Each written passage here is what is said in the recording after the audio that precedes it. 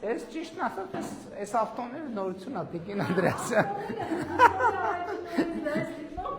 Ում առաջ Նյուտոնի առաջին օրենքը, Նյուտոնը իմանար, որ իր առաջին օրենքը սրանով են բացատրել։ Որովհետև այս հիմա որ գնում է, Լեմատ մեզ Նյուտոնի առաջին օրենքը բացատրեք։ Ուրեմն, եթե մարմնի վրա ուժ չի ազդում,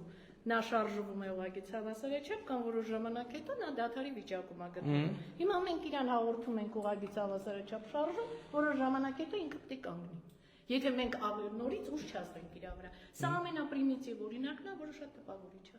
Մալադեց, Նյուտոն։ Հա, դա պիտի իմանան, ու սրանով երբ որ մենք արդեն ինչ-որ խնդիր ալինում, ասում ենք ավտոմեքենան Նյուտոնի առաջ օրենք։ Շատ լավ է։ Ես ուրախացա, որ այս տարբերակով մեզ շատ բաներ կա, որ ավելի բարդացված է, սրանք մագնիսներն են։ Սրանք պայտաձև մագնիսներ են, սրանք ուղիղ, սրանք փոքր, իրենց սա Պասկալի օրենքն է։ Ջրի ճնշումն ենք ցույց տալիս։ Հա, ճնշման է վերաբերվում, ստեղից խեղուկ ենք լցնում կամ ջրի չէ, ճնթամպես ճնշում։